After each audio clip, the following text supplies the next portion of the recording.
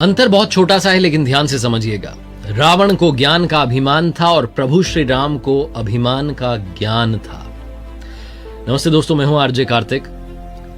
एक ऐसी कथा जिसके बारे में महर्षि वाल्मीकि जी की रामायण में बात नहीं हुई है, गोस्वामी तुलसीदास जी की रामचरितमानस में भी बात नहीं हुई है, लेकिन महर्षि कंबन की जो ईरामावतारम है उसमें इस कथा का वर्णन है।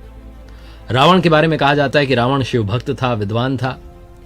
रावण को एक अलग पर्सपेक्टिव से उसकी कुछ ऐसी बातें जो दुनिया तक नहीं पहुंच पाई, उसके बारे में ईरामावतारम में वर्णन किया गया है। कहा जाता है कि जब भगवान श्री राम को लंका पर विजय पाने के लिए सेतु निर्माण करना था, उस समय वो अपने आराध्य शिव जी को आमंत्रित करना चाहते थे, शिवलिंग की स्थापना करना चाहते थे, उनकी पूजा आराधना करना चाहते थे। तो उन्होंने यज्ञ कराने का संकल्प लिया और इसके लिए उन्हें किसी आचार्य की, किसी पंडित पुरोहित की जरूरत थी।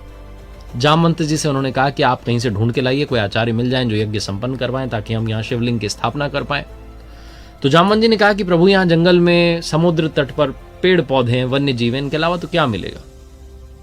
तो प्रभु श्री राम ने कहा कि हमें ऐसा आचार्य चाहिए जो शैव और वैष्णव दोनों परंपराओं का ज्ञाता हो।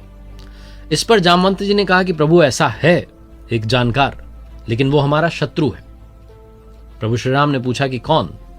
तो जामवंत जी ने बताया कि वो पुलत्स्य मुनि का नाती है, वैष्णव है, शिवभक्त है और दोनों परंपराओं को जानता है, वो रावण है।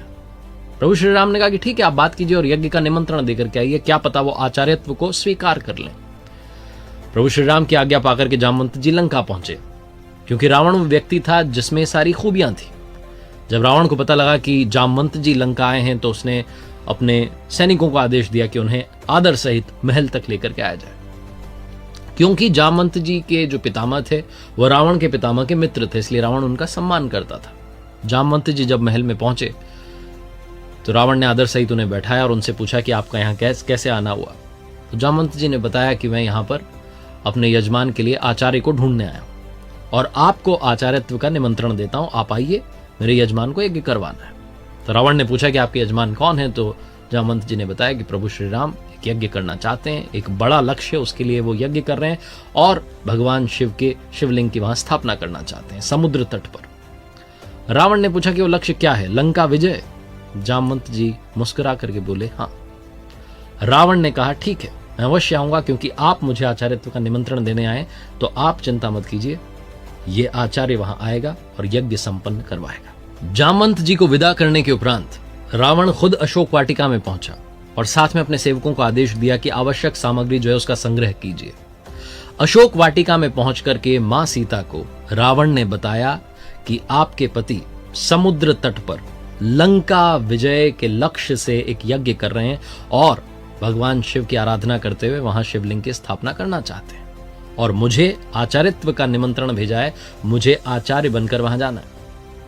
और अब आचार्य का कर्तव्य होता है, जिम्मेदारी होती है कि जो यजमान के पास सामग्री नहीं है वो उस तक पहुंचाए।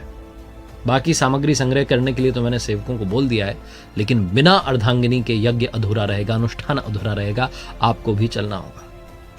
विमान तैयार है, आप आकर के बैठ जाइएगा, लेकिन याद रखिएगा वहां भी आप लंकेश के ही अधीन रहेंगी।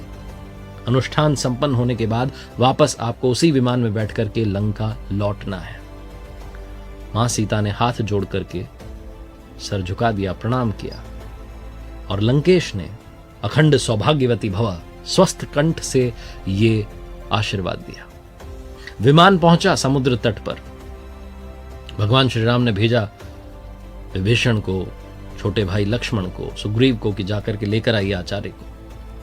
आचार्य जब वहां पहुंचे तो स्वस्थ कंठ से भगवान श्री राम को भी कहा, जो कि उनके यजमान थे, उन्हें कहा लंका विजयी भव, दीर्घायु भव। सब लोग चौंक गए कि लंकेश जो है वो ऐसा आशीर्वाद कैसे दे सकता है। यज्ञ जो था वो शुरू होने को था, अनुष्ठान शुरू होने को था। तो आचार्य ने कहा, यानी कि लंकेश ने कहा प्रभु श्री राम से कि आपकी अर्धांगिनी को बुलाइए। अब प्रभु श्री राम कहते हैं कि अर्धांगिनी इस वक्त नहीं है, क्या कोई और विकल्प हो सकता है। तो लंकेश कहता है कि नहीं, क्योंकि आप विधुर भी नहीं हैं, आप अपनी पत्नी को छोड़कर के भी वनवास में नहीं आए हैं। चिंता मत कीजिए, आपकी अर्धांगिनी वहां विमान में बैठी हैं, उन्हें आदर सहित यहां लेकर के आइए। मां सीता आई, प्रभु श्री राम के बगल में बैठी, अनुष्ठान संपन्न हुआ और अंत में जब दक्षिणा की बारी आई तो प्रभु श्री राम ने अपने आचार्य से, जो कि लंकेश दशग्रीव था, उससे कहा कि दक्षिणा में मांगिए, आप क्या मांगना चाहते हैं। जितने आसपास खड़े थे सबको डर था कि कहीं ये ना मांग ले लंकेश कि अब प्रभु श्री राम वापस अयोध्या लौट जाए।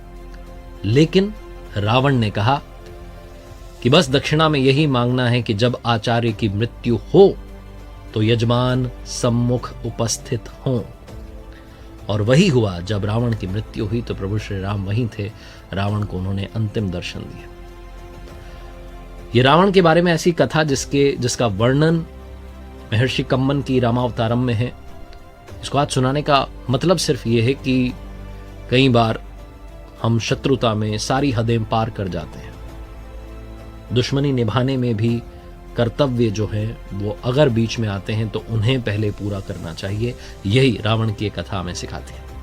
रावण जो कि विद्वान था, ज्ञाता था, उसके जीवन से जुड़ी कुछ ऐसी कथाएं जो हमें समझाती हैं कि रावण चाहे जितना भी बुरा था लेकिन उसमें कुछ अच्छाइयां भी थी। एक बार फिर से वही बात जो अक्सर आपसे कहता हूं, ऊपर वाले के आशीर्वाद, अपनी मेहनत और अपनों के प्यार के साथ कर दिखाओ कुछ ऐसा कि दुनिया करना चाहे आपके जैसा। याद रखिए, हर सोमवार सुबह 9:30 बजे मेरे साथ देखिए एक नई कहानी, और हर शुक्रवार सुबह 9:30 बजे मेरे साथ देखिए लर्निंग सीरीज का एक नया वीडियो।